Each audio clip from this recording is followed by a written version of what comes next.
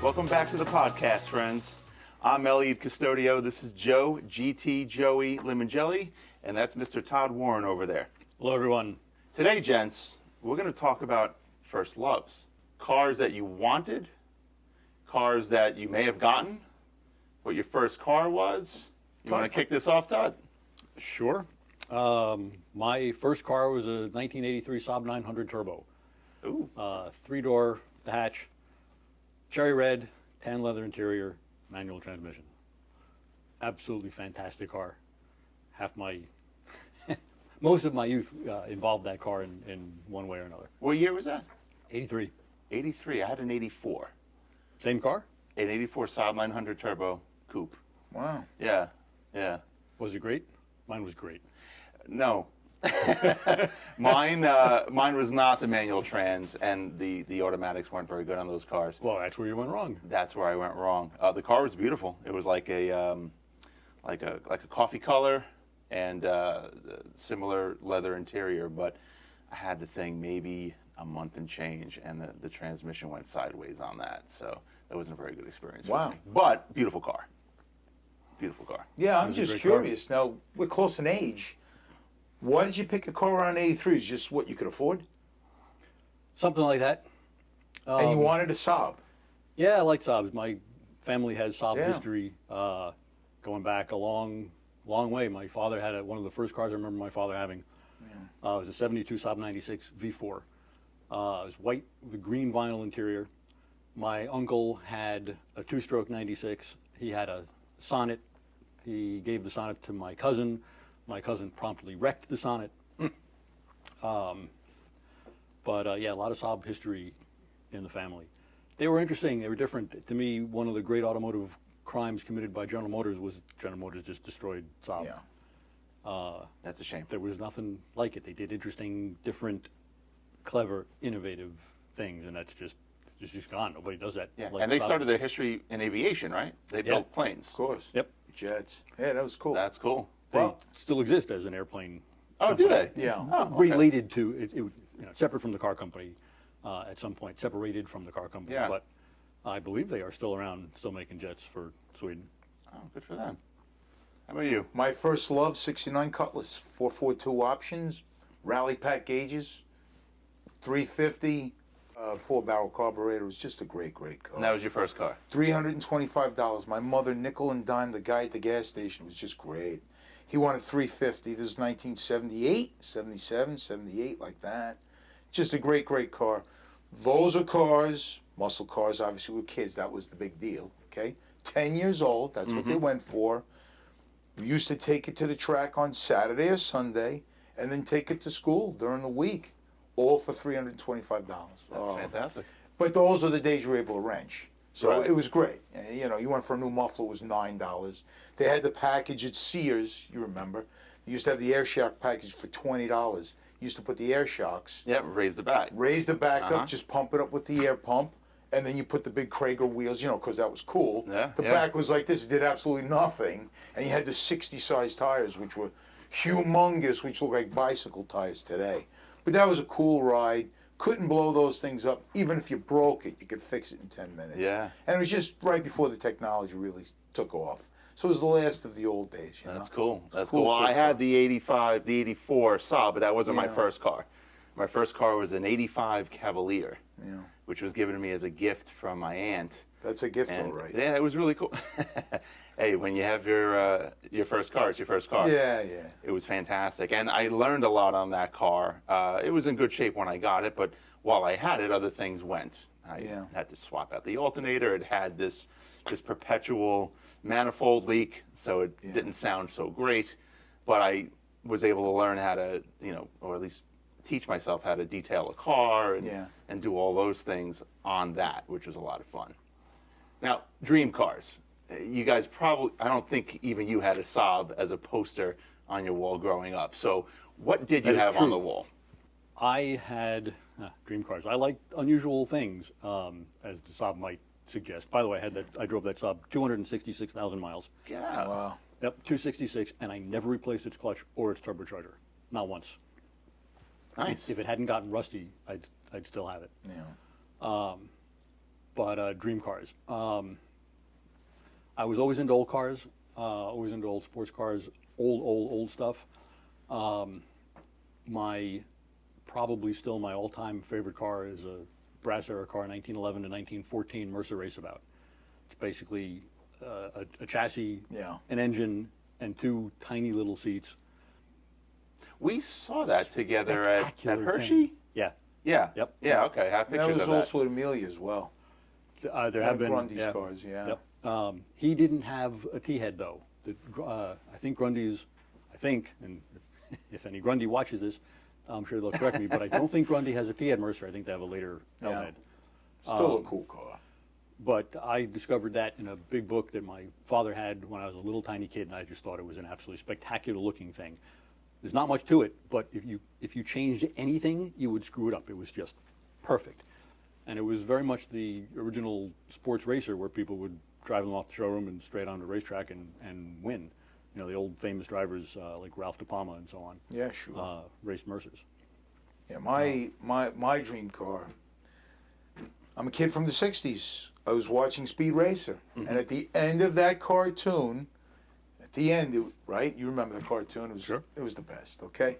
So at the end, when they did the credits, you started out with a horse and buggy, then a steam car, then it was a Model A, then it was something from the 50s-ish, and then the future was a red convertible E-Type, right? And then a spaceship right after that. So you're like, oh my, and this is the 60s, like, oh my God. You just saw that E-Type go by and you're like, this thing's a bullet rocket ship. And then the spaceship came right after it. So that was cool. Obviously, I'd never know 30, 40 years later, I'd own 5 of those. But it was just a cool car. The look, it was so sleek and sexy looking.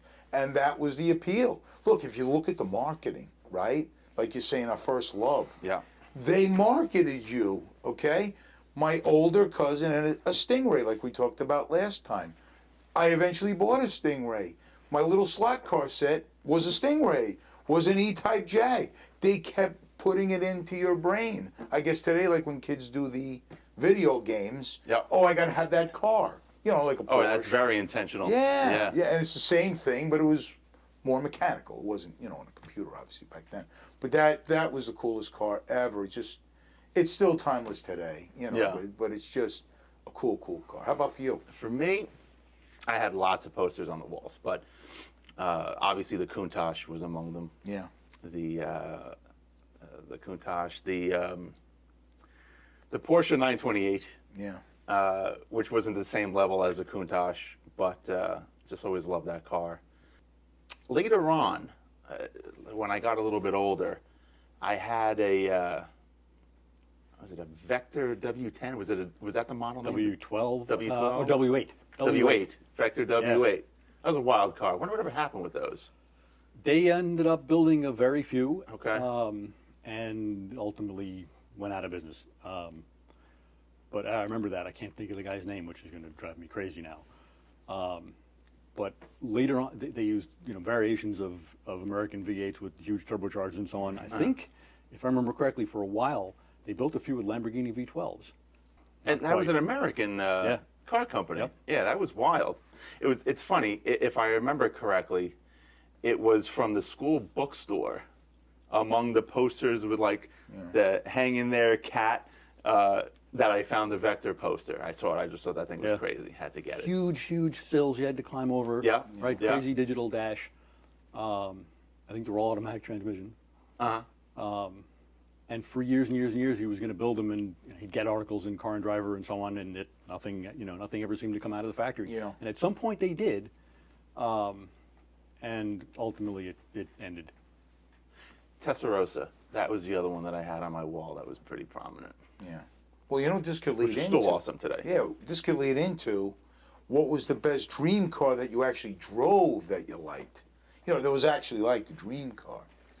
Now that's pretty cool. That's a good question. You know? What about That's a you? good question. And you've driven a lot of cars. I've driven a lot of cars, but the dream car stuff when I was a kid. Never been in a Countach. Been a passenger in a 512 TR. But haven't driven one, actually. Porsche 930. Porsche Porsche 930 was definitely on my dream car list, and I've Yeah. driven a bunch of those over the years. Nice. And actually, I remember I was probably early 20s the first time I drove the 930. It was a Euro spec car. It was at a used car dealer, and it caught my attention. Well, I have to go look at that. It was a gray market Euro spec car, so ostensibly 300 horsepower when I think we were getting 260. It was an 82, I'm going to say. And I got in it, and it had a boost wheel. It had an adjustable boost wheel, so it had been modified. Spoke to the guy, had some kind of huge turbocharger on it. Since my first car was a Saab Turbo, I was used to the lag in Saab Turbo. 930s were legendary for having a lot of lag, and the lag in this thing took minutes. And it was legendary for being brutal and laggy. So, drove this thing down 25A. At some point, got a straight stretch, second gear, an old 4-speed gearbox. The second gear is pretty tall. Floored it, and like, what's the big deal? Right. 2, 3, 4. And a pin. Bam! Yeah, just pin. And it just launched. Yeah.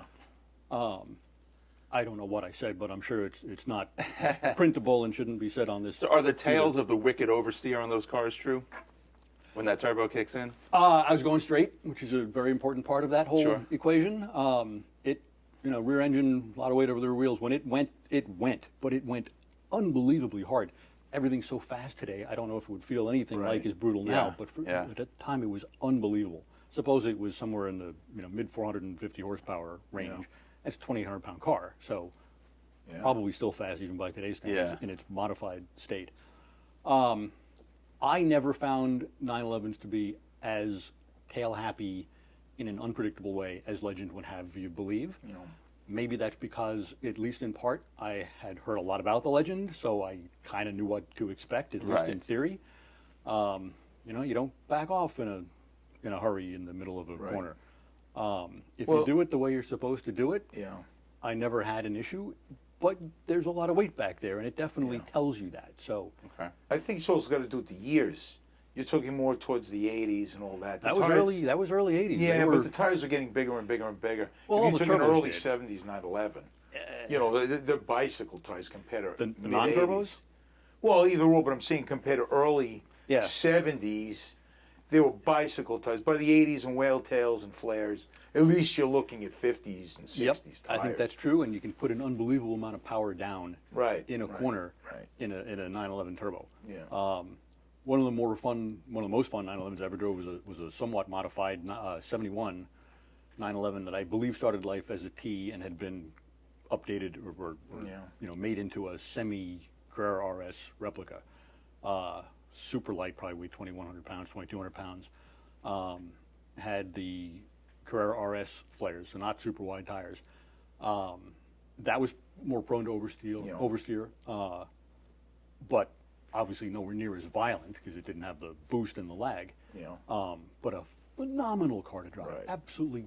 I mean, the proverbial go-kart thing where you let go of the steering wheel and you watch it do this because it found every single little thing, but it told you every little detail about what was going on. Really, really raw, really, really, really fun.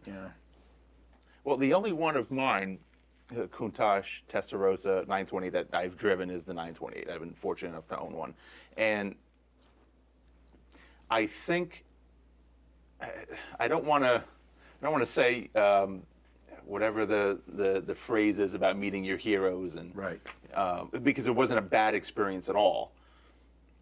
But when I thought about a V8 Porsche in the 80s, I had certain expectations of what that would be like from a speed perspective. And it was the 80s, nothing was really super fast anyway. But when I got one much later, after the 80s, when I was surrounded by more modern cars, it's not quite the same. But I will say, to this day, I'm still taken aback by the torque. It has more punch than I would have expected. So it's still a good car. I still like it. Yeah, it's interesting for me. I've had a ton of cars, and we're all going back 10 years, 20 years, 40 years, 50 years, okay? I had a wide fender, real Cobra, small block, 289 Cobra, real car, 1 of 5 made, 7 made, whatever it was. Had this car for about 3 months, leaving it in the barn, okay? Drove this car like your experience with the 911. total death machine. Total Yeah. death machine. Now, the replicas, the super performance cars, they're actually not a Cobra. You know, they have all modern stuff underneath. And it was wild. But it wasn't my favorite. It was just way too raw. Yeah. My knuckles are dragging on the street outside, okay? It's so low, it's so exposed. It was so dangerous that it wasn't even comfortable. Well, driving that between SUVs today, it has to be a nightmare. Well, that's right. My head was below the bumper height of the SUV. Right. So then if I move up from that, say, to the Jag, so I finally had the E-Type Jag. Total different animal, very tame. You had fluid speed, it wasn't that powerful, but you had an independent rear and all that. That was great, okay? Mm-hmm. But still an old British car, everything fell off, making it to the next light. Sure. The best out of all of them, but we're cheating here, right? Because we got 50 years, 60 years of experience, was that red GT. Don't make us even older than we are. No, but I'm saying the technology over the last 40, 50 years, right? Welcome to the Nursing Home Podcast. Right. But if you look at that car, for me, the GT40, which nobody could afford, okay, now they're just in museums and all that. When that 0506 came out, it was truly exactly, and that's why that car has quadrupled in value in the last 10 years. Look, I've got the horsepower, I got the V8, I got a supercharge. I've got big tires, I got big brakes. I've got a radio, I've got air And conditioning. you got the look. You got the look, it's proportional, it's not out of proportion, it's not too edgy. Yeah. And you can fix it. It's the last analog car left. Right. And they didn't make it 40 inches tall like the original one You're either. 44 for the it's modern. a bit more practicality to for it. a modern person. And it's just, so we're all coming down to, we all like the old stuff, but in the long run, we kind of still need some of the modern features. Power disc brakes, Well, air conditioning. that's a good point. Yeah. Or at least a good segue. Yeah. I guess the question is, do you? And it really depends on what you plan on using the car for, That's it. right? Yeah. You're not going to want any of that nonsense in a Mercer, and you're not going to use it in that same capacity. Right. Versus a whole different level. Right. Sometimes that's a buying the car is to experience it in Right. period. As it was. Right? Completely agree with you. Yeah. To me, the Ford GT is one of the very best, probably the best of all of the retro cars that manufacturers did in so many ways, including how they designed it. It looks great without being a pastiche. But you're talking about the British cars and the old stuff and dream cars. To come back to the dream cars from a kid. When I was a kid, I loved Morgans. Just loved them. Usually, well, not usually. Initially, just because I thought they looked great. But the early Plus 8 was always a dream car of mine when I was a kid, and I was fortunate enough to have an early Plus 8, a 71 Plus 8 for a little over 20 years. A bit like a Cobra in the sense that there's not much to it, and it's got a small V8 stuffed into it. You had a wooden floor, didn't you? The body frame is wood. The frame is wood. Ash or something. The body right? frame is Belgian ash. One of the frequently perpetuated myths in car world is that Morgans have wood chassis. They never did. Okay. But just like most cars in the 20s and 30s had wood body framing under the paneling, the chassis itself was steel.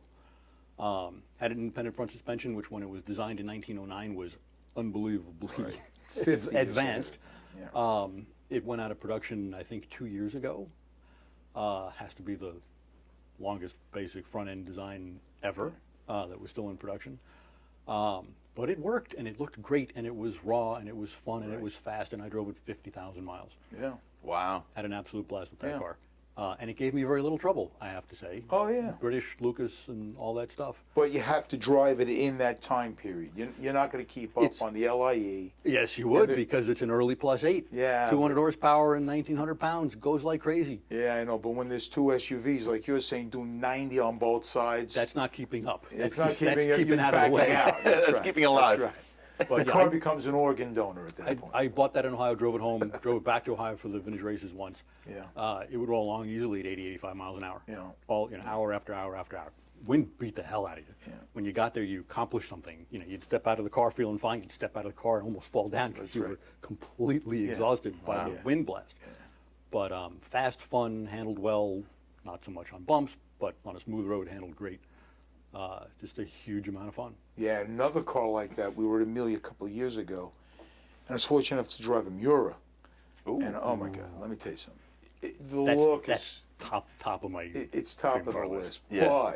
But The engine is literally 6.5 inches from your neck, and all you smell is gas. Leno said it years ago, and you just smell gas, and after about 10 minutes, you're like, whoa. Can you see the throttle linkage in the rearview mirror? I've read that you can. Yeah, you basically, as long, you got to look in the mirror, but that's if you could see it clear, because once the car starts moving, everything the starts mirror's shaking probably in the yeah. car, and it's just, that was another cool ride. Now, would you take that 10 miles, 15 miles, 20 miles? Okay, if I'm in Montana and I know nobody's around, but you're not going to do that locally for the most part. But that was another cool dream car. Yeah. And of course, that's another gajillion-dollar car. And that's another cool piece, That's a car that, practicality aside, the value of the car keeps you from bringing it onto the Long Island Expressway. Yeah, that's the other problem. Right. That's what we have If to it was a start weighing. $100,000 car, you would Yeah. take it and enjoy it, even if you're dodging potholes and stuff. Yeah, you're right. See, But that's it values itself out of usage in most cases. and that's what's I think what's there's- starting to happen. I There's think a lot of that, Yeah. yeah. But it depends on the individual, and it depends on the owner. There's a story I remember reading about years and years and years ago about Nick Mason and his 250 GTO, which he bought in something like Right. 1977. Yeah, you paid $10. And this is probably a 20-year-old. He paid something like $100,000 then, which was insane at Right. the time. Everybody said he was crazy. Right. Turns out, wasn't so crazy. It's $20 million now. But somewhere it's probably 15 years ago, I read an article, could be longer than that ago. He apparently still uses it all the time. And somebody said, are you out of your mind? It's it's a $50 million, $60, $70 million, Yeah. who knows what it's worth now. Yeah. Car, he said, wasn't when I bought it. Right. Right. And he said, no matter what happens to it, you can rebuild it. You'll never total it because the value is so high. Right. Nick Mason is obviously an unusual case, but I have to say I admire how he does his cars. That's interesting. This is not really related to this, but I just heard this week. I haven't validated it yet, but I heard that the first service on the Aston Martin Valkyrie is almost $500,000. That I First haven't heard. service, I That's- didn't hear that. Really? That's what I heard. I also can't heard. imagine it. Now, how do you that tie much. this in? Like, would this be a dream car? Would this be a dream car in 20 years for a guy that's going to be sitting at this table that's 10 years old with that poster on the wall? See, that's where. Well, yeah. modern Is it going to be car- a dream car? Yeah, it'll be a dream car. Are they going to be able to pick one up? Are Reality. they going to be around? Right. I See, don't know. But that's all right, but you could say that was probably an issue in the '90s with the McLaren F1. Yeah. Right. But I mean, But that's They're still a still around. mechanical car, Yep. right? those will always be around. There aren't enough of them. Right. Otherwise, there will always be many, many more people who want them than those cars exist. Right. Whether you'll be able to use them is an open question, but they'll be around. Yeah. If that's really $500,000, that's vastly more even than than it is for Again, a Veyron I or a haven't Chiron. validated that, but I heard Yeah. that recently. I also heard that there are a lot of reasons why crazy cars like a Veyron haven't held their value so well. And service costs. service costs, but there was one thing in particular that I thought was fascinating.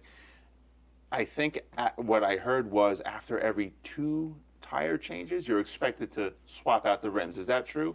You actually I have read that buying also. new wheels as well. Yep. Is that why? Because of magnesium or something? No, because of the incredible speed capability. For that fractures? For years and miles, any kind of damage Yeah, that would explode weaken the the wheel tire. even a little Yeah. tiny bit at 250 miles an hour. That's That makes sense. that's the end. It's a different ball game, though. And it's Yeah, something. well, It's somewhere sure. in the $50,000 to $60,000 range, I think, to do that. That's what I heard as Yeah. well. Yeah. So I'm skeptical about the $500,000 Valkyrie. Could be wrong, Yeah. but yeah, I think it's 50 to 60 grand just for wheels and tires on a Veyron. Which is wild. That's pretty wild. So obviously we have to wrap this thing up. Is there anything as we wrap up? Is there anything that's still on your wish list? That's a stupid question because there's always going to be something that's on the wish list of the three Every of us. car, right. Well, the Go Mercer, ahead, you the go Mercer, of first. course, is. Okay. But the other thing that's not quite as outrageously expensive that I would really love to have is an Aston Martin DB4. And I had that DB4 that he wants. I told you to buy it, And I bought it. It was a beautiful car. and I told you not to sell it, Well, and again, you sold it. Again, that's one of those cars. First of all, I love the car. The car was at Pebble Beach. It was that perfect, okay? And it was a Series 2, very soft design. compared to the latest Series 4s and all that, okay? Love the car. But it drove like an old milk crate. It's just that era, okay? Now, the other problem was if I parked it somewhere, I panicked because these cars were 30 grand in the year 2000, and now they're 500-600 grand. And now where do you park it when somebody swings a door out and I got to respray the whole car for a ding? Yep. It wasn't enjoyable. It wasn't enjoyable. But It's fun to drive, not to park. maybe because I'm getting older, what I'm eyeing every single day is a 58 Bentley Series 1 fastback. I don't know why.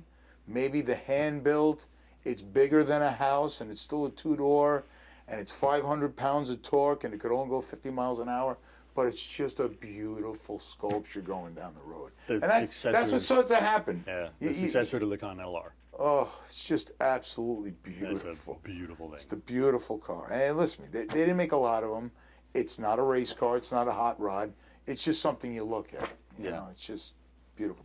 What about for you? Elliot? Oh, man, this is a tough one.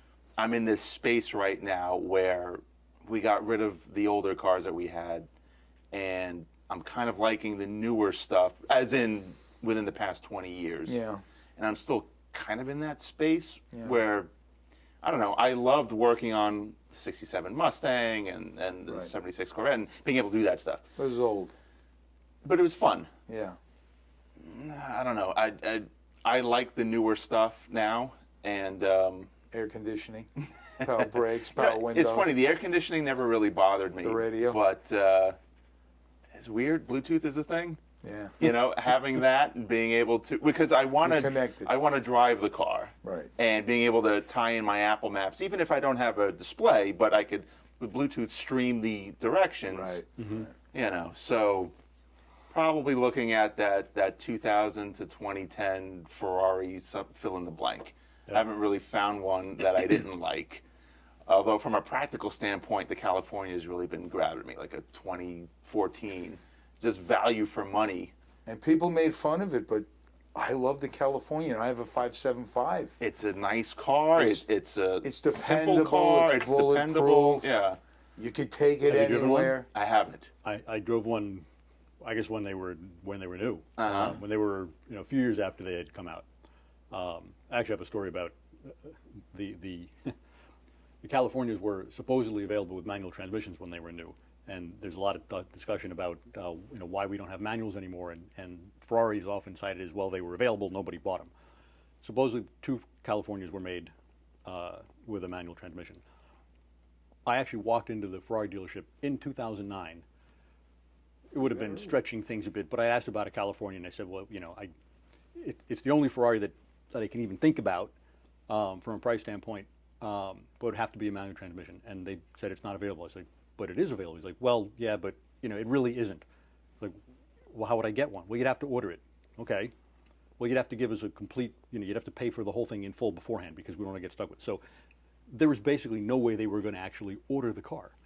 So that may have something to do with why so few were actually built. Interesting. But that's another story. It's a nice car. And let's save that story for the next episode. It was good. Yeah, this was great. Thanks for tuning in, folks, and we'll Thanks, see you on the everybody. next one.